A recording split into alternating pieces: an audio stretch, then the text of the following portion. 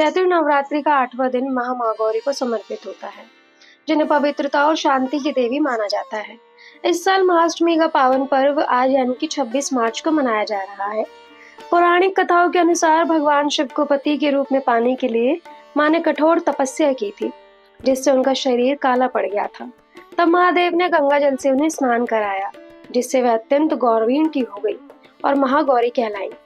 मान्यता है कि अष्टमी के दिन मां की उपासना करने से पिछले जन्मों के पाप धुल जाते हैं और जीवन में सुख शांति का वास होता है।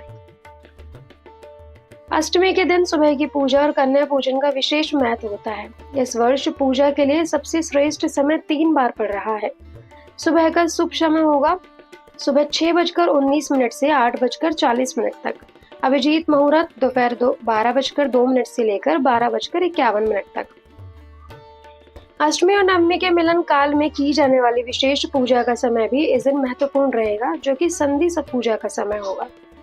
अब बात करते हैं कि हमें कैसे महागौरी की पूजा करनी चाहिए। मां महागौरी को सफेद रंग अत्यंत प्रिय है, जो शांति का प्रतीक माना जाता है। पूजा के दिन सफेद या गुलाबी वस्त्र पहनना शुभ माना जाता है।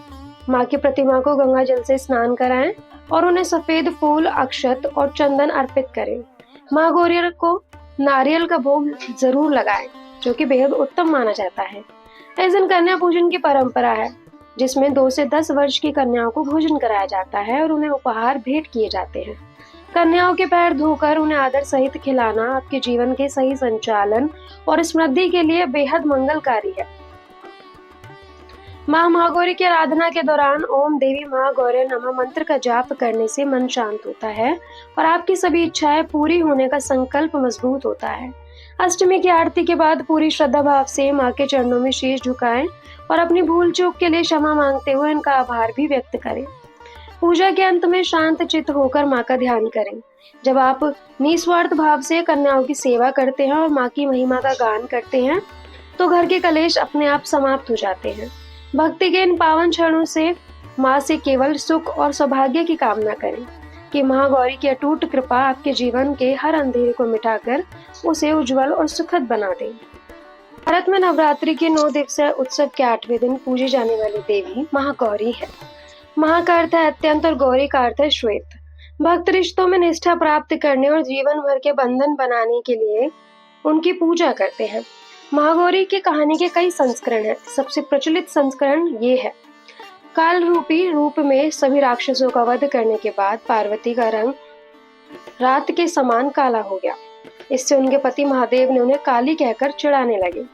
व्यथित होकर पार्वती ने ब्रह्मा से प्रार्थना की कि वे कई दिनों तक कठोर तपस्या करें और अपना गोरा रंग वापस पा लें। प्रसन्न होकर ब्रह्मा ने उन्हें हिमालय में स्थित मानसरोवर नदी में स्नान करने की सलाह दी। ब्रह्मा की सलाह पर पार्वती नदी में स्नान करती हैं। स्नान करते समय उनकी काली त्वचा उनसे अलग होकर एक स्त्री का रूप धारण कर लेती है। यही स्त्री कौशिकी है, जो आगे चलकर शुंभ और निशुंभ नामक राक्षसों का वध करती है। शुंभ और निशुंभ को ब्रह्मा से वरदान प्राप्त था, जिसके अनुसार उनका वध कोई मनुष्य, राक्षस, देवता या देवी नहीं कर सकते थे।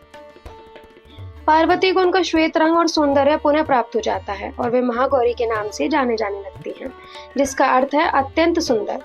एक अन्य कथा के अनुसार पार्वती भगवान शिव को अपने पति के रूप में प्राप्त करना चाहती हैं और ऋषि नारद के शिव को प्रसन्न करने के लिए वे घने जंगल में कठोर तपस्या करते हैं।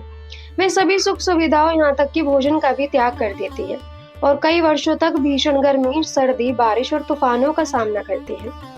उनका शरीर जल्द ही धूल, मिट्टी, कीड़े मकोड़े और सूखे पत्तों से ढक जाता है। उनकी भक्ति से प्रसन्न होकर भगवान शिव उनकी प्रार्थनाओं को स्वीकार करते हैं और मां पार्वती को अपनी जटाओं में बहने वाली गंगा जल से स्नान कराते हैं। वे चमेली के फूल की तरह सफेद और सफेद वस्त्रों में लिपटी महागौरी के रूप में प्रकट होती हैं।